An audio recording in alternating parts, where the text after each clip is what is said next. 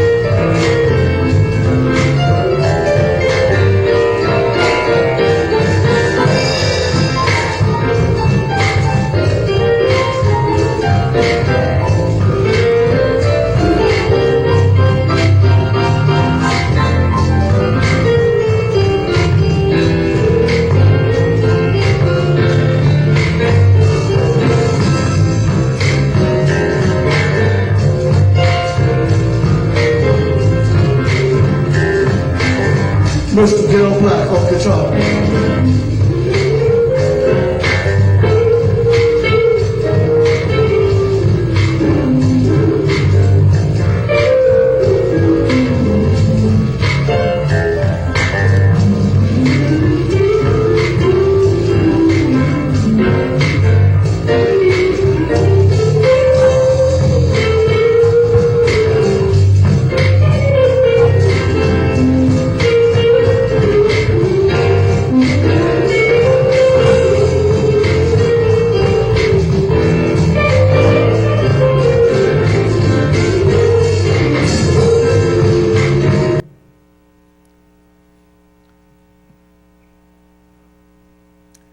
Good evening, and welcome to the Progressive Missionary Baptist Church Hour of Study. We're glad to have you all that are present, as well as those that are on the internet as our websites. And we thank you for your presence this evening as we continue on with the 12-week study of this great book we call Daniel. We've had great studies over the last few months, and this is not an exception. The book of Daniel provides lots of opportunity for us to understand not only how God works historically, but how he works with even us in today. So we will continue on our study in week 3. This evening's study will be Nebuchadnezzar, the first dream that Daniel runs into, the dream of a great statue. And we will get into that as we go through our lesson, and we hope that you will refer to the scripture background that we'll be covering Daniel, the 2nd chapter, verses 1 through 49. And I will make possible for me to read that in the Living Bible translation so we get a good background before we get started. But at this time, we'd like to offer prayer.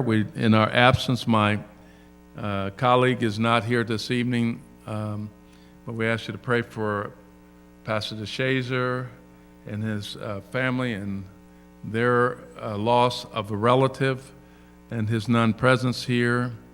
And Sister Lewis, who is in the meeting, we asked you to look forward to visiting with her when she comes back, and we hope that we're able to do something good tonight that you will remember.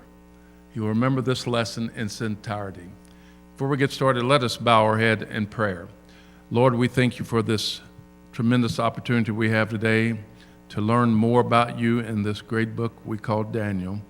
We thank you for its presence and its historical references that you've made to us. We thank you for those in attendance here in the audience, as well as those that are on the internet, that we will be able to communicate some good words today that will help them find out that there's a reality in serving you, that they will look at how you put things together, not just haphazardly, but how you put together things with a pattern, with a purpose, and with an understanding that it is holistic, not only for a particular time, but it is for all times. I ask you to please give insight to me as I go through this lesson. I ask you to please bless me to get clarity in delivering it. Make it, first of all, be a benefit to me, and then to those who hear my voice thereafter. We ask these many blessings of all the churches that are being represented upon hearing this telecast, and we ask of you to please bless each and every of the members of each of the churches that are present here.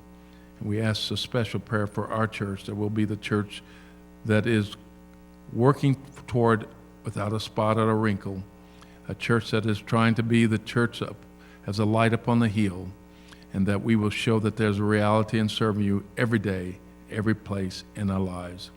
This we ask in Jesus' name, amen. Again, our topic for this particular series is the book of Daniel. And today we will look at Daniel, the second chapter, verses 1 through 49. And I will read these verses to you out of the Living Bible so you'll get a background, and then we'll go into details. This is a pretty important chapter that we're getting into. We get to see the giftedness of Daniel and how God is going to use him and his friends Shadrach, Meshach, and Abednego. We're going to see how he works with a foreign king that is not even a worshiper of God. We're going to see how he orchestrates, that is God, and working for the benefit of not only that time, but the benefit of us today. We're going to watch to see how God is able to orchestrate the best results, even though these people that are serving him are in a foreign land. We will find out that circumstances, environment makes no difference to God. It is a good lesson for us to know for ourselves that God is in control. And whatever he sees fit, he is indeed sovereign. And we will find out more about that word as we go forward. I will read a little background of the place of the passage of Nebuchadnezzar's dreams of a great statue. And we're going to look at what that means in this dream that he has. We're going to see the dilemma that he is in and those that are around him. Well, we're going to show how God does not care about dilemmas. That's our problem, not his. It is merely opportunity for him to show that he is God. This chapter provides our first dramatic look at Daniel as an interpreter of dreams. And more important, we see how God is a revealer of mysteries. This story is self-contained, though its themes will reappear in later chapters of the book of Daniel. Especially significant is the division of history into earthly empires, represented by Nebuchadnezzar's dream as of a great statue and its interpretation. It is worth noting that this chapter introduces the portion of Daniel that was originally written in Aramaic, which was a language, a common day language of the Jews. The chapter ends with Daniel. At the end of this the second chapter, verses 1 through 49, it will end with Daniel and his three friends, Shadrach, Meshach, and Abednego, being promoted, which prepares the way for the events that will follow in chapter 3. So it's going to be a good introduction. We're going to see the second phase of this series of this journey of Daniel. And in Daniel 2, 1 through 49, we shall see that God is the God of all gods, and that he is the Lord of kings because he is a revealer of mysteries. And this term revealing is a good term because we see it even in the book. The book of Revelations is a book of revealing, and it is part of an apocalyptic understanding of how God will ultimately be totally in charge of mankind, and that not that he is not, but that man will see that he is, and it will be all taken care of by him. I'm going to read for you the second chapter of Daniel, verses 1 through 49 out of the Living Bible to give you a background. It will take a little time for us, but it's important that we go through it. Again, second chapter of Daniel, verses 1 through 49, and I will begin reading it. It will be read in the Living Bible. And it begins as thus. It says, one night, in the second year of his reign, Nebuchadnezzar had a terrifying dream and awoke trembling with fear. And to make matters worse, he couldn't even remember his dream. He immediately called in all of his magicians, his sorcerers, his incantatorists, and astrologers, and demanded that they tell him what his dream had been. I've had a terrible nightmare, he said, as they stood before him, and I can't even remember what it was. Tell me, for I fear some tragedy awaits me. Then the astrologer, speaking in Aramaic, said to the king, Sir, tell us the dream, and then we can tell you what it means. But the king replied, I tell you, the dream is gone. I can't remember it. And if you want to tell me what it was and what it means, I have torn, and if you won't tell me what it was and what it means, I'll have you torn from limb to limb, and your houses made into heaps of rubble. But I will give you many wonderful gifts and honors if you tell me what the dream was and what it means. So begin. They said again, how can we tell you what the dream means unless you tell us what it was you dreamed? The king retorted, I can see you're trying to trick me. You're trying to stall for time until the calamity befalls us or befalls me, and that the dream foretells. But if you don't tell me the dream, you certainly can't expect me to believe your interpretation. The astrologers replied to the king, there isn't a man alive who can tell others what they have dreamed. And there isn't a king in the world who would even ask such a thing. This is an impossible thing the king requires. No one except the gods can tell you your dream and then not here to help you. They're not even here to help you.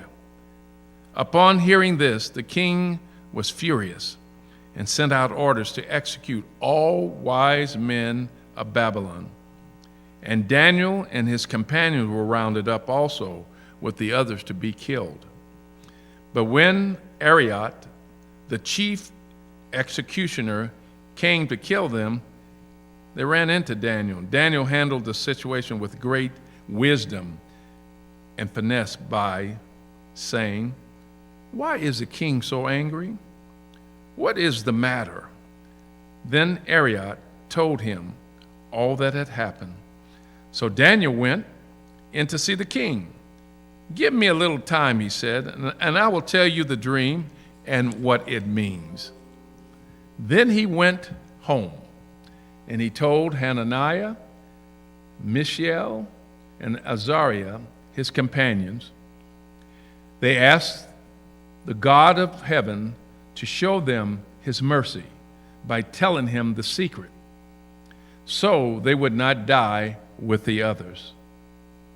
And that night, in a vision, God told Daniel and what the king had dreamed. Then Daniel praised the God of heaven, saying, "Blessed be the name of God forever and forever. For he alone has all wisdom and all power. World events are under his control. He removes kings and he sets others on their thrones. He gives wise men their wisdom and scholars their intelligence. He reveals profound mysteries beyond man's understanding. He knows all hidden things, for he is light, and darkness is no obstacle to him.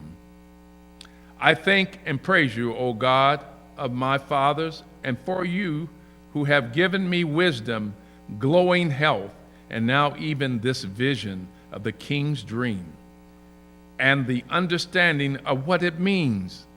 Then Daniel went in to see Arioch, who had been ordered to execute the wise men of Babylon, and said, "Don't kill them," Daniel says. "Take me to the king, and I will tell him what he wants to know." Then Arioch hurried Daniel in to the king and said, "I found one of the Jewish captives who will tell you your dream." The king said to Daniel, "Is this true? Can you tell me what my dream was and what it means?" Daniel replied, "No wise man, astrologer, magician, or wizard can tell the king such things. But there is a God in heaven who reveals secrets, and he has told you in your dream what will happen in the future. This was your dream of coming events. He who reveals secrets was speaking to you. But remember, it's not because I am wiser than any living person that I know this secret of your dreams, for God showed it to me for your benefit.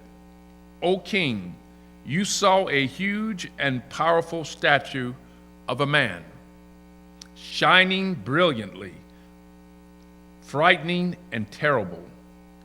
The head of the statue was made of purest gold.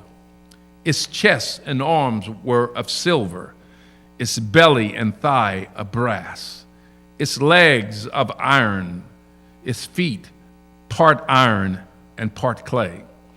But as you watched, a rock was cut from the mountainside by supernatural means.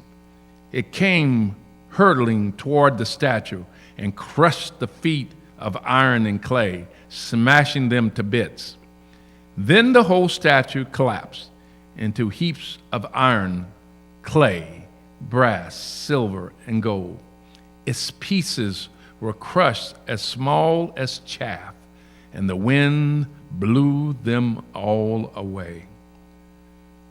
But the rock that knocked the statue down, it became a great mountain that covered the whole earth. That was a dream. Now, for its meaning, Your Majesty, you are a king over many kings, for the God of heavens has given you your kingdoms, your power, your strength and glory. You rule the farthest provinces, and even animals and birds are under your control. As God decreed, you are the head of gold on the statue. But after your kingdom has come to an end, another world power will arise and take your place. This empire will be inferior to yours that will take your place. And after that kingdom has fallen, yet a third great power will come about, representing by the bronze belly of the statue. It will rise to rule the world, just like the one before it and just like you before it. Following it, the fourth kingdom will be strong as iron, smashing, bruising, and conquering. The feet and toes you saw, part iron and part clay, show that latter on. This kingdom will be divided. Some parts of it will be as strong as iron, and some parts as weak as clay. This mixture of iron with clay also shows that these kingdoms will try to strengthen themselves by forming alliances, working with other countries, with each other through intermarriage of their rulers. But this will not succeed, for just as iron and clay do not mix. During the reign of those kings that become captors of you and the them of them and of them, the God of heaven, he will set up a kingdom that will never be destroyed, and no one will ever conquer it. It will shatter all these kingdoms into nothingness, but it shall stand forever, indestructible. That is the meaning of the rock cut from the mountain without human hands, the rock that crushed to powder all the iron and brass, the clay, the silver, and the gold. Thus the great God has shown what will happen in the future, and this interpretation of your dream is as sure and certain as my description of it. Then Nebuchadnezzar fell to the ground before Daniel, and he worshiped him and commanded his people to offer sacrifices and burn sweet incense before him. Truly, O Daniel, the king said, your God is a God of God, ruler of kings, the revealer of mysteries, because he has told you this secret. Then the king made Daniel very great. He gave him many valuable gifts and appointed him to be ruler over the whole province of Babylon, as well as chief over his wise men. Then, at Daniel's request, the king appointed Shadrach, Meshach, and Abednego as Daniel's assistants to be in charge of all the affairs of the province of Babylon. Daniel served as chief magistrate in the king's court. What a story. And we're going to try to break this down for its time, what it means, and what it means to us. Can you see how God has elevated this man Daniel, initially a captive, initially brought in as a person that is a prisoner in all of his compadres from Jerusalem, taken in by the Babylons, which was by plan. That's how God had originally planned it, when he even talked about in the book of Habakkuk how he would punish the children of Israel. He is now revealing how the program is going to work. He's going to take Jewish people in captivity. That will be their punishment. They will have to live with foreigners who take over their land, take their property, take their possessions, take their power, and they will live in a foreign country. But he's not going to leave them without support. He's going to take the very thing that looks like they're out of control, and he's going to show that he is in control. As we mentioned before last week, it's very easy to read the book of Daniel and see it as a great temptation to be focused on the character of Daniel himself. He's doing a lot of important things here. We'll discuss this in detail. And as well as we may want to concentrate on his friends, that we'll hear some important stories about them later in this book. Or it may be that we want to concentrate on the kings, both Nebuchadnezzar the first, Nebuchadnezzar the second, Belshazzar, which will be a grandson of the Chaldeans, the Babylonians, and even the Persian kings, Darius and Cyrus, who will eventually take over the Babylonians. It could easily be that we concentrate on them because we think they're powerful. But oh, dare us trust the God of Daniel. That is what he wants us to focus in this study. The book covers a critical time of the history of Israel, even to the point they wonder, can they study God in a foreign land? But we know if we hold on to belief in him and follow his magistrate and follow his ideals, he will do what is necessary for us to succeed. So, we're going to look at this opportunity that we have, Daniel's run into, and I will try to summarize as the best I can of what I just read, that second chapter, verses 1 through 47. It said that the king was restless one night. He had a dream, and he had such a bad dream, he couldn't remember the dream. Now, what kind of situation is that? You know it was bad, but you cannot remember it. And to put oil on the fire, he calls in his people because he's disturbed. He calls in his wizards, all of the people that are part of his foreign dignitaries that are servers of Baal and all the gods that Babylonians serve. He called them in. He said, hey, I need some help. Had a bad time last night. I can't even remember my dream. And the first thing I need is somebody to tell me what I dreamed.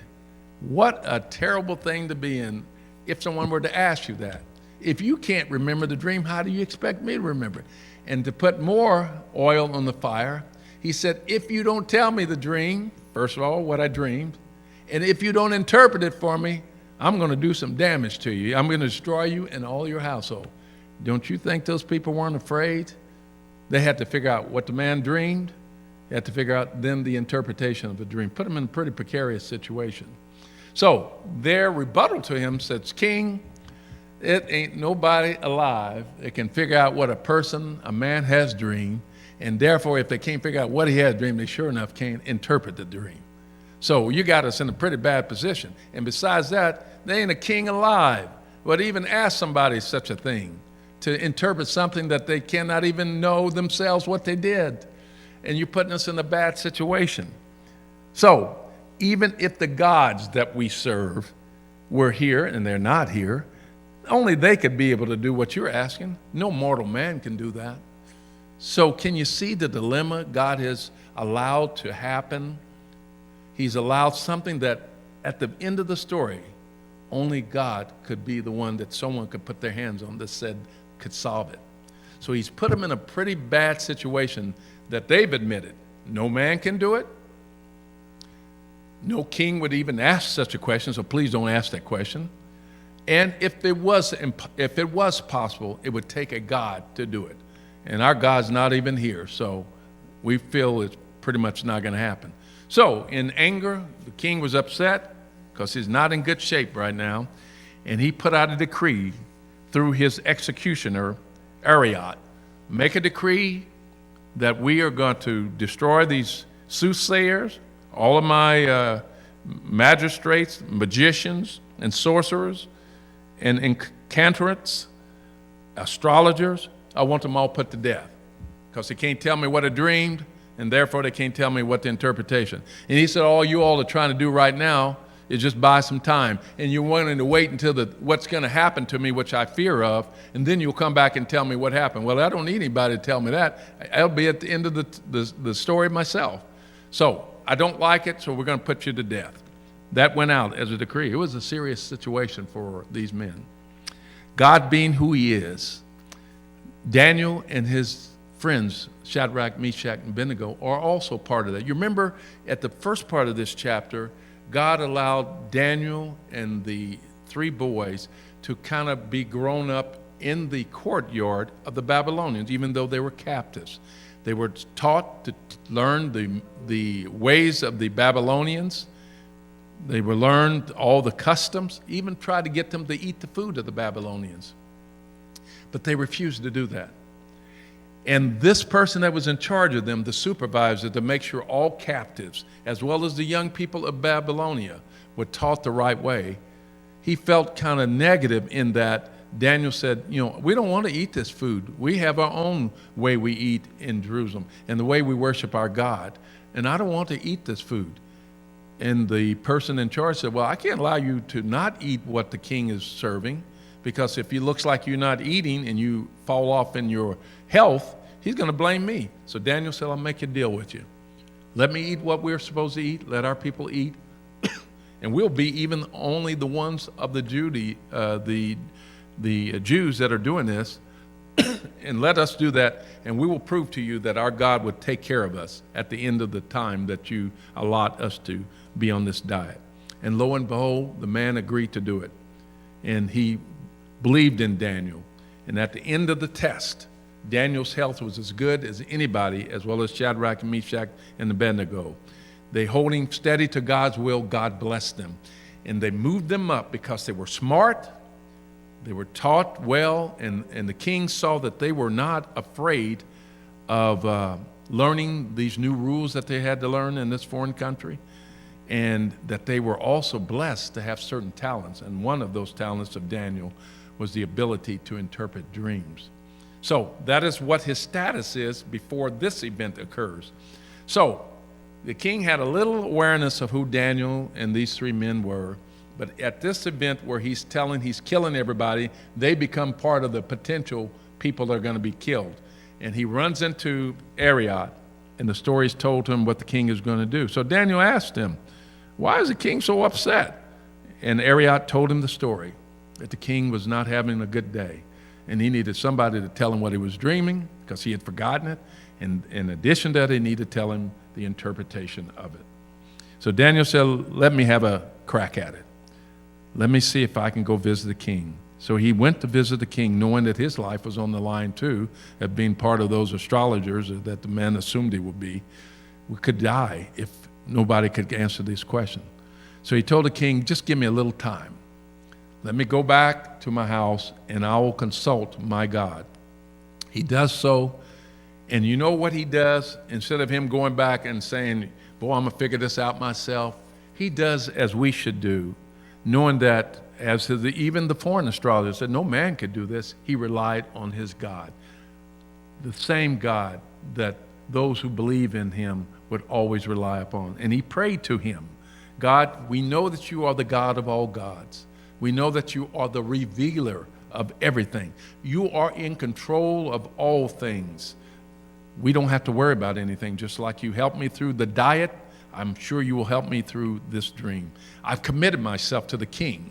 I've told him that I will be the one who will tell him what he dreamed, and I will tell him the interpretation of that. And I asked you to reveal it to me so that I can use your eyes to interpret it to the king. And lo and behold, he did as we all should do. He prayed to God, and God gave him this lesson that I just read in the book. The dream itself and the interpretation of the dream. And do you not think that this King Nebuchadnezzar was not impressed by this man, who he had used all of his soothsayers to the point of willing to destroy them, that this man Daniel trusted enough in his God that he believed that he would be taken care of and he would be able to be revealed. He risked his life. He who holds on to life will lose his life, but those who give their life to Christ and give their life to God, God will give them life. That is not an old saying. It is a continuous saying even to us today. Carl, would you give me a slide number 1, please? What does it mean to be sovereign? Sovereign is a supreme and independent power of an authority. Sovereignty means that someone is over all things, and a very distinctive attribute of God is shown. He directs all things in order to carry out his purpose. So circumstances, environment, conditions that one person says it can't be done, another person says it would take God to do it, another person says just change the question, don't ask those kind of questions. God didn't care about those things because God is sovereign. See, when we're involved with something and the circumstances looks like we're going down for the count, God has a way to control the environment. And what looks like a disadvantage becomes his advantage. And I give this cartoon illustration. I assure you that Stark, when he starts seeing that frog in the water, said that I got a good meal today. Frog doesn't have any weapons at all but his speed and agility. The Stark has a sharp beak, and he's got a long neck that will suffocate this frog. But see, with God, it's the same way. We may find ourselves in precarious situations, things that may be possible, we may lose our lives, or someone will say something to us that makes us lose the sense that we've lost our feeling, or someone does something to us that makes us look not very good in the presence of our peers. It looks like we're losing, but when we say, as it says in the gospel of that we just recently, Galatians, it says when we allow God to be the Christ in us versus us, then he is able to give us supernatural power. He gives us wisdom. He gives us a way to figure our way out because he is present with us. Therefore, the frog becomes the advantaged person and not the Stark. The Stark now is in question. Will he live? Because the frog is in control. So God gives us this ability to have supernatural power, and he gives us the ability to be in control. Next slide, please.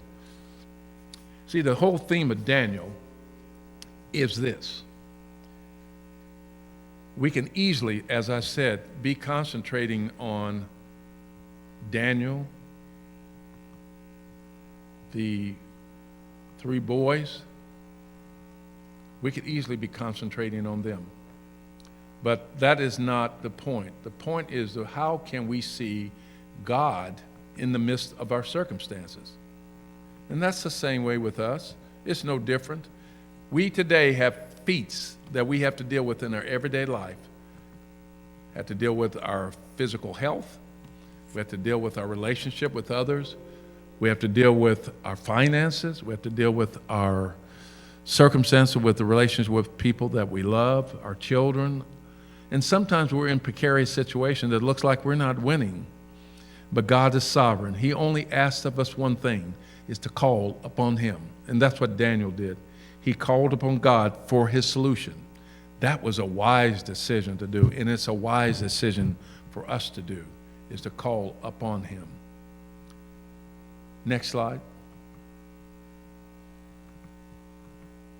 So Nebuchadnezzar had this dream. It was a dream that he himself could not even remember. But he knew he had to get a solution to it, and he had to get it pretty fast because he was not feeling very well, and he was concerned about his future. He knew that that dream was so important that it may deal with something that dealt with the future of his life, and he needed somebody quickly to tell him what he dreamed and to interpret it. And what was the right person to do it? Not the person that assumed that I'm doing it, but the person that would reveal himself through God. Next slide. Daniel, who had been given a new name, Belteshazzar, given to him a Babylonian name because of his original ability to interpret dreams. It was a gift of interpreting, given to him by a foreign king that didn't even worship his God. You know, it says all knees must bow and every tongue will confess. And you know, within that story, by the end of that chapter, this very king, who's so powerful, he could have told Daniel he's dead right then. Who was so powerful, could have brought in anybody he wanted to and done whatever he wanted to not only his people, but to Daniel. He has to yield to God because God is sovereign. He has to give up the ghost and not swallow the very person that he has the capacity of swallowing, because God is in control. And God gives Daniel the control of the events, just like he did that frog. Now who's in charge? God is in charge. And he's allowed Daniel to be in charge because Daniel has given himself to him. Daniel gets a chance to borrow the strength of God because he sees through the eyes of Yahweh. He is now an interpreter of the mystery of what God has revealed to him. All of these unknowns don't know the man what he's dreamed about and can therefore not be able to interpret the dream, have now been given to the strength of this lowly captive this prisoner of war, this foreigner who doesn't even know anything about Babylon, has now been put in charge of the king. Not in some subordinate, he's in charge of the king, and the king has to yield to him. Last slide. You see this great statue that we read about, made of gold at the top, brass, silver, bronze, and even a mixture of clay, is now represents the future of the Babylonian king. And the interpretation of the dream is, king, you are looking into the future. If you don't convert yourself to our God that you captured us from, and if you don't see that we are in charge by nature, God is sovereign over us, and he's sovereign over you. If you don't allow yourself to heed to his will, this is the event. You will be taken over, and the people that take over you will be taken over, and the people that take over them will be taken over, and there will be a final destiny, the apocalyptic vision. When God takes over everybody, he will show that he is sovereign, and he will take over. And the way that he will do it is through an evolution.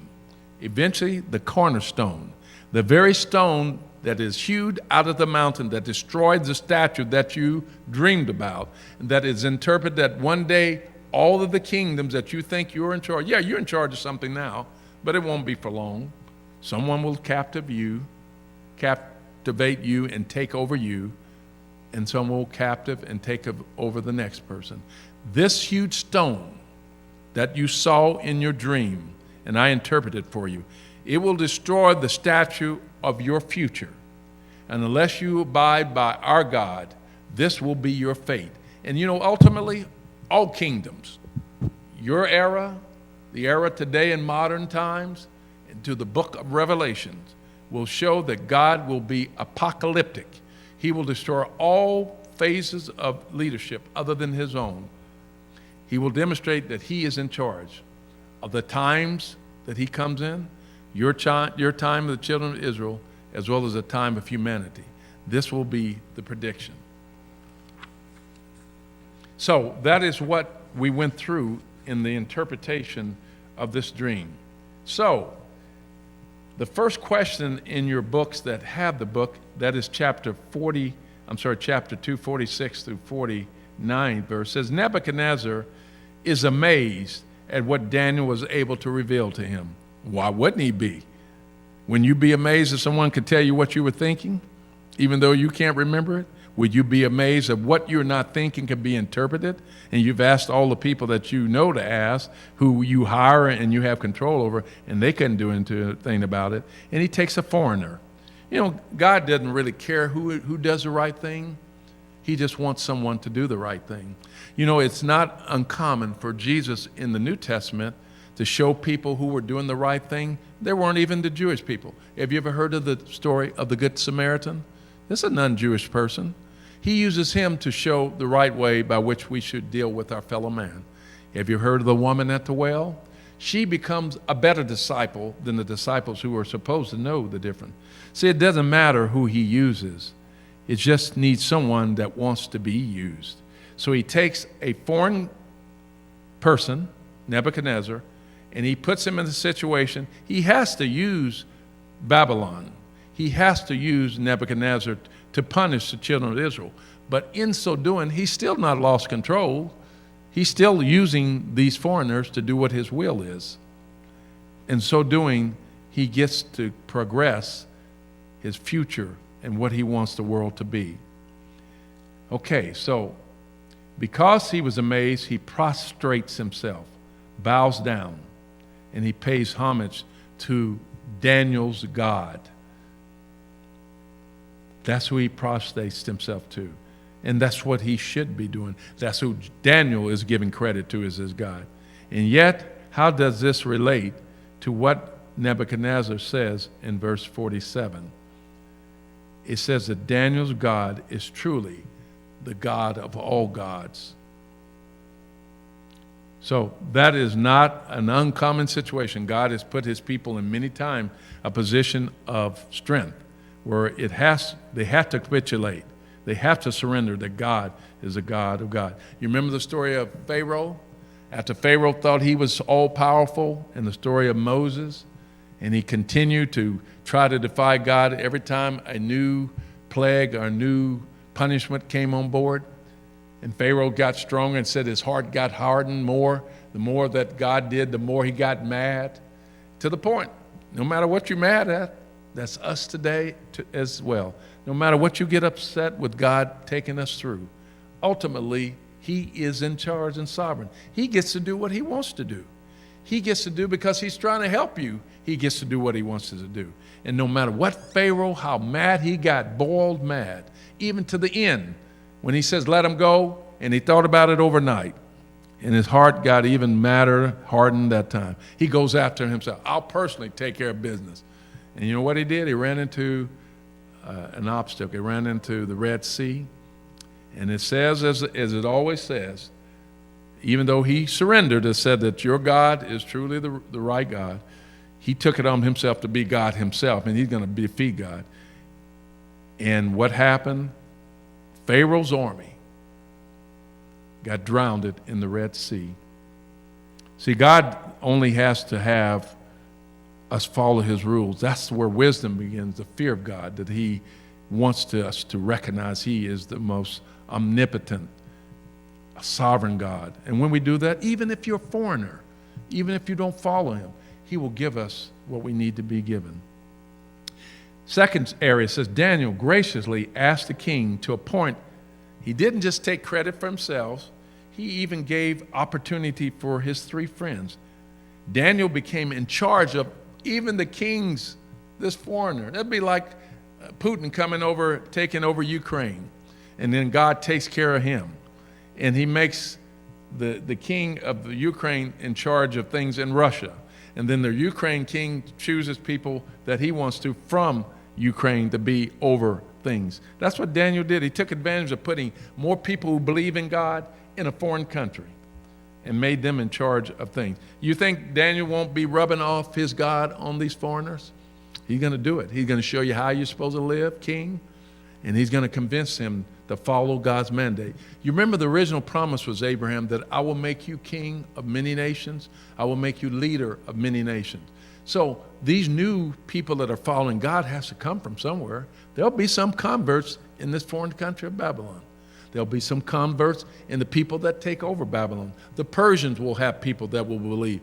All the way to today, in the book of Revelations, that's where all of this crowd that no man could number that he promised Abraham, it will be us who are Gentiles, will be part of that number. Yes, he will be victorious because he is sovereign, he is God. And how does this prepare us for chapter 3? There will be other dreams that we will run into, and the king will come back to Daniel again for interpretations because he knows that this man has a talent.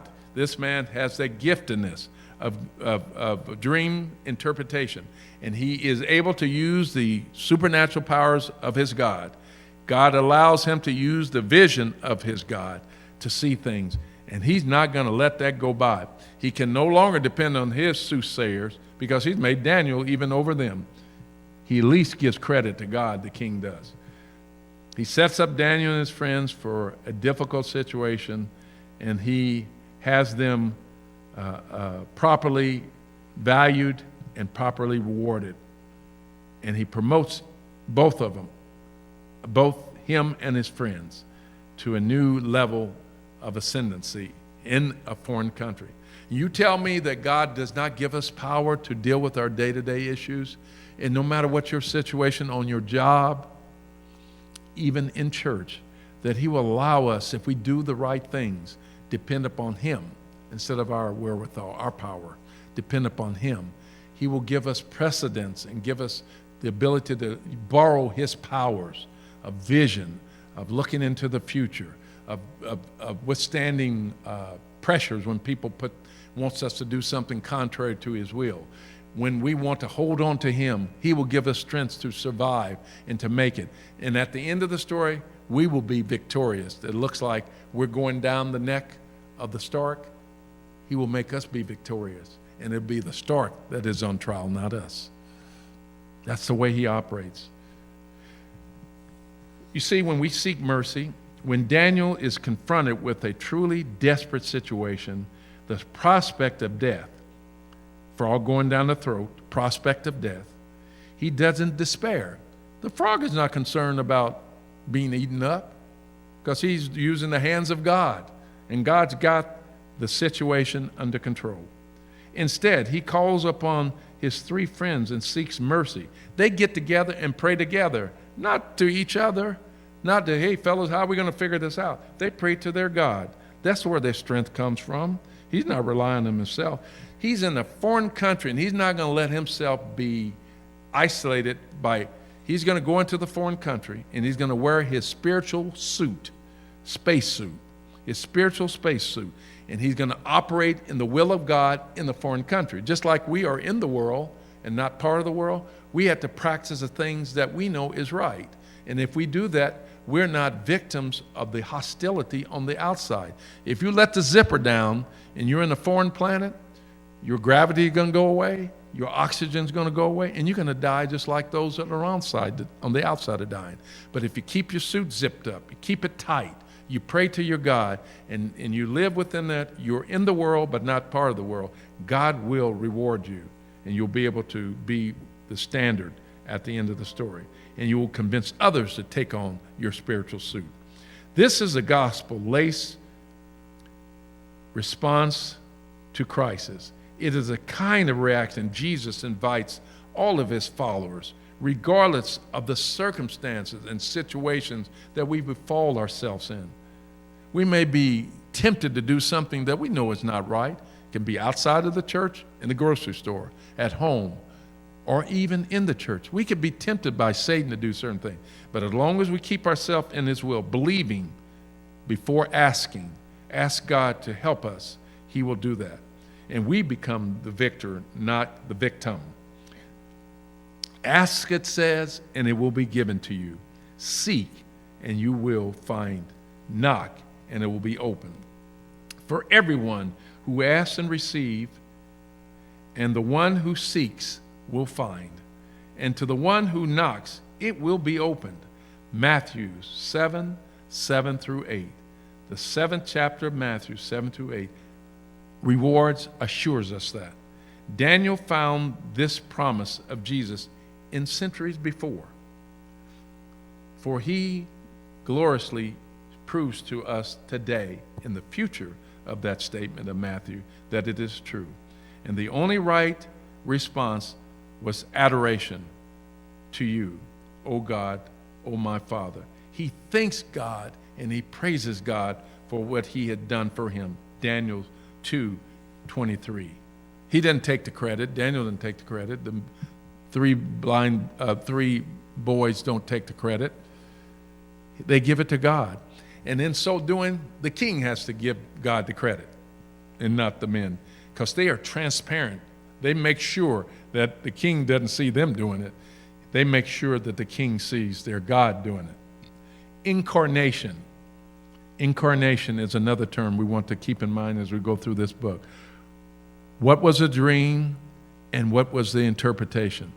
God is a revealer, and he allows us through our talents, through his blessing, to interpret it.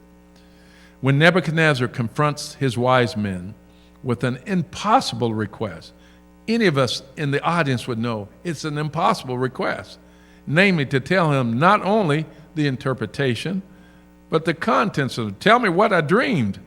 They respond in a way that exposes the limits of human existence and human wisdom. It is obvious you can't do things in life that is beyond you today or whenever. It is obvious that we cannot heal ourselves. It is obvious that we can't work ourselves out of the impossible, as Jesus ran into all the time. He ran into a young man that had been blind all of his life.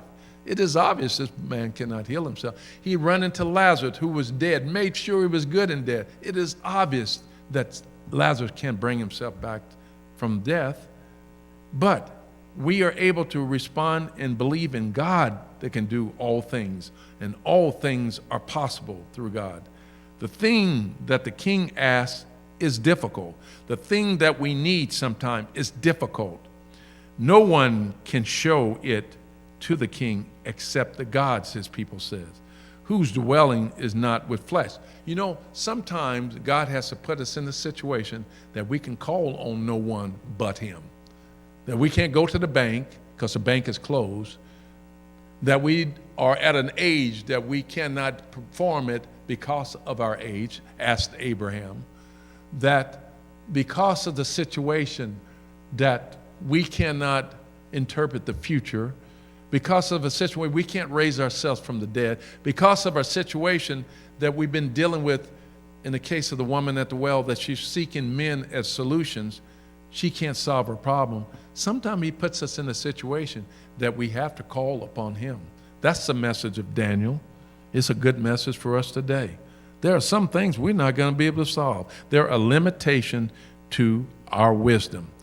But he says, bring all things to him, small and large. We should be praying to God at all times for all things.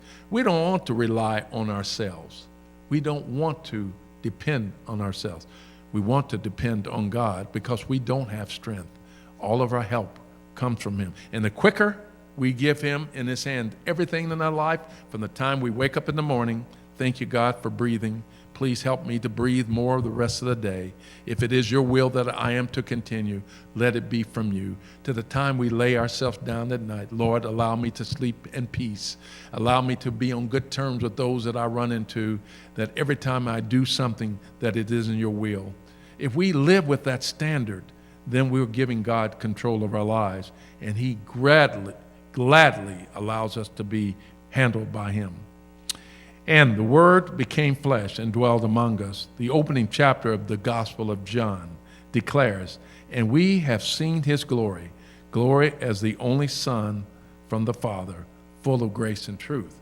That's who we have helping us. An everlasting kingdom. When Jesus enters into the public ministry, he came preaching the gospel of God. He didn't come preaching his gospel. He came preaching the gospel of God, which was an announcement of the dawning of a new kingdom, a kingdom not of man, when you will be able to be king and take over and acquire goods and services and stuff of other people, and you can say that I am in charge. No, Daniel proved that God said those kingdoms will come and go. There will always be another Gerald. There will always be another minister. There will always be another teacher. There will always be another interpreter of dreams. God doesn't need more people. What he does need is those who believe that it is not by their power, but his power. We become part of his kingdom, and that's the kingdom that he promises us. Many centuries before, Daniel got a glimpse of this good news, that the kingdom is coming, and it will be an everlasting kingdom. No man will be in charge, because man has a limitation. God will be in charge. And for those who depend upon God, become part of that kingdom. If we try to take things in our own hand, we're not part of his kingdom.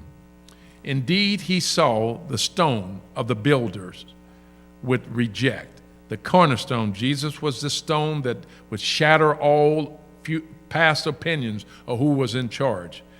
Jesus would be the cornerstone, would show us the way of life that we should live. And the stone that became the cornerstone in Matthew 21 and 42. And he understood, as Jesus demonstrated, that it was intuitive to establish that this kingdom rests not on a man, not what a man builds up, take over, Putin takes over, what it might be. It's not built on that, because there'll be another person that will take over him. But it's built with God. Ultimately, this kingdom shall reach its culmination with the dawning of a new heaven and a new earth, of which God is always in charge. And he will ultimately show mankind is in charge by the destruction of every kingdom before. At which point, we will be able to say the kingdom of this world has become the kingdom of our Lord, and in his Christ, and he shall reign forever and ever. Revelations 11:15, the revealer. The mystery, and then we'll finally read the revelation and the wisdom. The mystery. In Daniel 2, God stands forth as a revealer of mysteries. In Daniel, as well as the rest of the Bible, the word mystery is not intended to refer to something cryptic, clandestine. In other words, we have to have symbols and stuff to get through it. Rather, it refers to, when he says God is a solver of mysteries, it refers to what God has yet to disclose about his purpose for the world. He steadily reveals to us in our day-to-day life, in our life, what he wants us to do. That's what it is. It's something, the mystery is something not yet revealed, not some symbols that we don't understand. When God reveals to Daniel the mystery of Nebuchadnezzar's dream, Daniel is thus given insight into how history is going to unfold according to God's sovereignty, saving plan. And it's the same thing in our lives. When we capitulate, surrender to him, he will reveal to us the mysteries of our lives. He will tell us why we've gone through what we've gone through in order to serve him better. Not to serve us, but to serve him better. The Apostle Paul speaks of this mystery in several of his letters. Romans 11:25, Ephesians 3:1 through the 10th, Colossians 1:25 and 26. This mystery was kept secret for long ages, but has now become disclosed, and through the prophetic writings has been made known to all nations, according to the commands of the eternal God, and brings about the obedience of faith. And the last one I'm going to read to you is wisdom. This is really critical. We've heard and we've discussed this many times of so many incidents in present day life. That's what Solomon asked for. He didn't ask for wealth. He didn't ask for more power. He asked for the most important thing that we should ask God for, wisdom. Wisdom is not just fearing that God will destroy us. Wisdom is not to disappoint God, not to take another solution as a solution to the situation we're in, but to think on what would God do, what would he have me do? If I was put in a situation that I had to do something contrary to his will, would he want me to stand up for his will and rely on him giving me strength? Or would he want me to stand up for my will and hope I have the strength? I assure you the latter will get you in more trouble than relying on God. Wisdom, the book of Proverbs, famously asserts that wisdom or insight for right living, remember this, wisdom is the insight, the ability to make the right decision on how to live. That's what wisdom is all about. It begins with the fear of the Lord, Proverbs 1 and 7.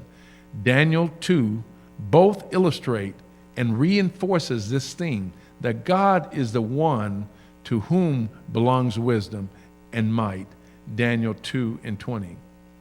And yet God gives this wisdom to those who seek it with reverent trust. We got to say to God, in this situation I'm about to engage in or is before me, as Daniel did consult in the situation that he could have lost his life. He could have lost his life if he was not able to give this man what he desired. But he trusted God. We must trust God in our everyday affairs, the affairs we have between each other, that we make the right decision between each other. As Daniel and his three friends did, they didn't rely on their own ability. The 8th verse and the 23rd verse. They relied on to glean such wisdom is to get to the heart of what theology is meant to be, rightly knowing who God is and what he wants us to do. That is what we should be seeking today, as we saw illustrated with Daniel. We thank you all for your attendance and your listening tonight. I hope that something has been said as you look at what happened to Daniel at this situation and how he handled it.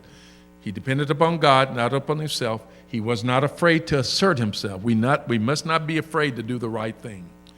We know God gives us power, and he puts us in situations where we have to be the leader and not the follower. But we become the leader by nature dependent upon him, and we know he gives us strength. If we knock, he will answer. If we seek him, he will answer. There's one thing we can take, there's only one thing I know of that we can take from God, and this is our willingness to serve him. All other things he gives us, and he's willing to give us lots of things. He gives us grace.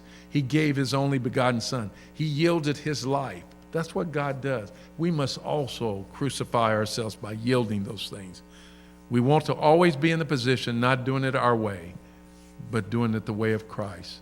And in so doing, we will be able to shatter the great statues that come against us. We will be able to see ourselves in precarious, dangerous situation, and we become in control, as that frog did with the stork, versus the circumstances we're in being in control. We all bow your head in prayer. Lord, we thank you for this opportunity that you've given us this evening. We hope that something has been said that allows others to see that there's a reality in serving you in the way that you want us to serve, that we will choose to be a part of your kingdom and not a part of our kingdom, that we will understand that seeking you the right way to live is the beginning of wisdom, and not to always look at things from our standpoint. We want to make long-term decisions, not short-term decisions. You see, those wise men who were asked by Nebuchadnezzar to make a decision, they were trying to do a short term.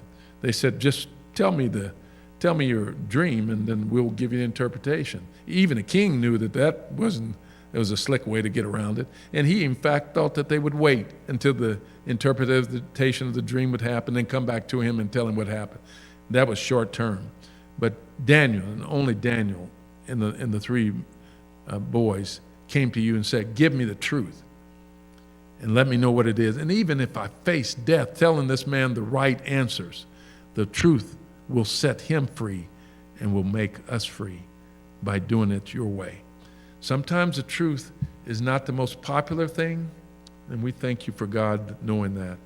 But we know the truth will set us free. Sometimes it won't give us immediate satisfaction, God, but we thank you for helping us interpret. Telling the truth will give us long-term satisfaction. Sometimes it may not make us happy, but we know you will give us joy, and joy is always more important than happiness.